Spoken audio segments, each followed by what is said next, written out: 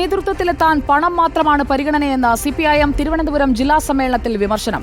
പണം കണ്ടെത്തി നൽകാൻ കഴിവുള്ളവർ മാത്രം നേതാക്കളായാൽ പോരെന്നും പ്രതിനിധികൾ ചൂണ്ടിക്കാട്ടി. നഗരത്തിലെ പാർട്ടി പ്രവർത്തകരും അനുഭാവികളും ബിജെപിയിലേക്ക് ഒഴുകുന്നുവെന്നും സഹകരണ മേഖലയുടെ തകർച്ചയ്ക്ക് സർക്കാരും ഉത്തരവാദിയാണെന്നും വിമർശനമുയർന്നു. തിരുവനന്തപുരം മേയർ ആര്യ രാജേന്ദ്രന് ധാർഷ്ട്യമാണെന്നും പ്രതിനിധികൾ വിമർശിച്ചു. റിനു ശ്രീധർ തിരുവനന്തപുരത്ത് നിന്ന് നമുക്കൊപ്പം. റിനു ശ്രീധർ, എന്തൊക്കെ കാര്യങ്ങളിലാണ് സമ്മേളന പ്രതിനിധികളിൽ നിന്ന് രൂക്ഷ വിമർശനം ഉയർന്നത്?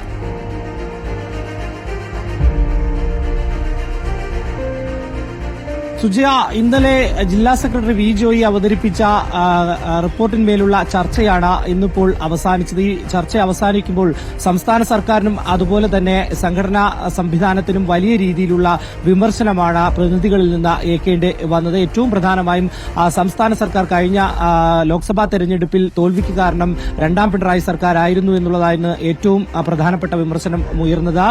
ക്ഷേമ പെൻഷൻ കൃത്യമായി വിതരണം നടത്തിയില്ല, അതുപോലെ തന്നെ ലൈഫ് ഭവന പദ്ധതിയിൽ പാളിച്ച പറ്റിയെന്ന അടക്കമുള്ള വിമർശനങ്ങൾ ഉയർന്നു വന്നിരുന്നു. ഏറ്റവും പ്രധാനപ്പെട്ടത് കാട്ടാക്കട ഏരിയ കമ്മിറ്റിയിൽ നിന്നുള്ള ഒരു വനിതാ നേതാവിന്റെ എടുത്തു പറയേണ്ടുന്നത് ഒരു വനിതാ നേതാവിന്റെ വിമർശനമായിരുന്നു. സംസ്ഥാനത്ത് പോലീസിനെതിരെയാണ് വിമർശനം ഉയർന്നത്. എം വി ഗോവിന്ദനെ വേദിയിൽ ഇരുത്തിക്കൊണ്ടാണ് ഈ വിമർശനം ഉയർന്നത്.